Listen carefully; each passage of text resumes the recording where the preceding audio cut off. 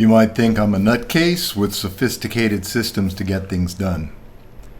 In reality, I've been simply documenting the patterns that already work, making the invisible visible so decisions land where they need to, when they need to. The calendar is my to-do list. I recognize patterns, I like colors. There are only two places where infinity exists: outside the spectrum and within. In between the two places are all the patterns, and I have observation protocols. These reveal where value gets lost between intention and execution. I begin where we all begin. A piece of paper on the counter, 3 things to do, and a pen to cross them off. I find myself spending the most time at a desk or going to the kitchen and coming back to the desk. You may have noticed when you move from one place to another, thought cycles free up when you go outside, when you go for a walk. I keep my piece of paper on the counter between the office and the kitchen, and you would be surprised how many cool ideas happen while I'm walking 15 feet. I'm delighted how many great ideas are fleshed out while I'm standing waiting for the water to boil. Make note of these on pieces of paper over days or months, and I found ideas which would never have been discovered otherwise. Scraps of paper and 3 things to cross off. Simple, elegant, sufficient, until it's not. The paper multiplies, the lists grow. Soon I'm spending more time copying yesterday's list than finishing today's. Asana becomes the graveyard of good intentions. Hundreds of tasks aging into irrelevance. The baggage of things I'll never do. Feeling guilty for not getting enough done. For some years I confused complexity for competence. I was very organized. I knew what I was not getting done. A shift happened. Somewhere along the way I realized no matter what I was good at, there were only a few things that I would ever get to do. I decided to get comfortable with the idea of saying no. No thank you. That is not what I choose to do. Not the problem which is my dharma to solve. Over a period of several years, some tools showed value. Dendron and VS Codium, plain text always searchable, the democracy of data, and I can use it from anywhere. And journals, lovingly handcrafted, handwritten, 3 pages a day for years at a time. Neither of these think. Dendron and journals remember what they don't, but they don't recognize patterns. I absorbed GTD, para, and building a second brain. Every system promises control, but most deliver another layer of maintenance. For those of us who refuse to rent their thoughts, some things are inevitable. I have stopped asking for permission, choosing instead the still, small, quiet voice of infinite intelligence, always providing whispers about what matters most. This thing you're looking at is called Anytype. It's the everything app. It has become essential for me. Local first, peer-to-peer, and I own the encryption keys. This is where I began to trust autonomy. A revelation occurred.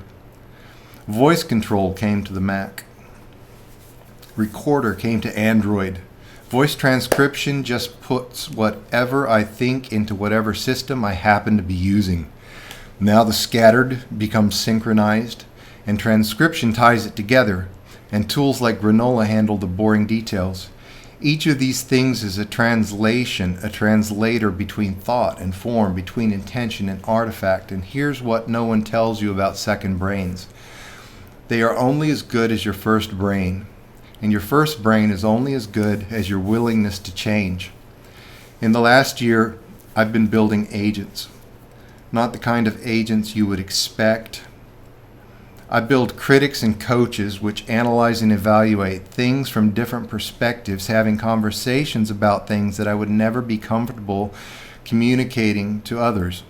I train my agents to interrogate me, to help me clarify my thinking.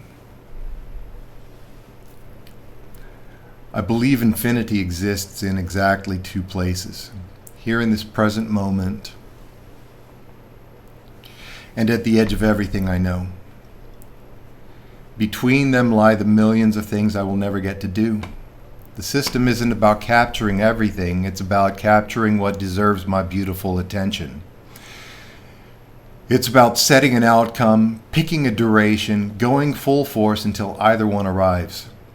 That point is a pivot. I can pivot with no guilt, no fear, and no permission. Otherwise, this AI revolution is not about the tools. It's about the allocation of attention, focus, and time. Every thread of the way that we did things for the last 500 years is unraveling. You see, knowledge is not the power anymore. Allocation of focus, attention, and time, the ability to synthesize memory, to have near instant recall, these do create a certain sort of new literacy, and that is power. But the practice remains, moving from feeling crazy to feeling capable, from procrastinating to producing, from accomplishment to simply being in the joy of the journey, and the daily practice rather than some future destination. I've never found much use for overachieving, but I can negotiate reciprocity. Most of us are masters of the pivot. We just haven't recognized it yet. Abundance, attention, support, ease, wealth, focus. These arrive while we're getting dirty with experience. My systems don't fix anything, but they do open space where I can honor both abilities and intentions, living in the portals of alchemy with something approaching grace. I've not conquered chaos, but I dance with it every day. My second brain isn't about remembering everything, it's about forgetting. Strategically delegating memory, so creativity has room to breathe. I was born to be, not to spend this life fixing anything. Okay, gorgeous human, thanks for listening to my story. Rather than proposing some new systems for you, I'm making visible the patterns that already generate results for me. I hope you're inspired to let your decisions flow through something similar. I hope you're inspired knowing your observation protocols reveal where value evaporates and infinity begins.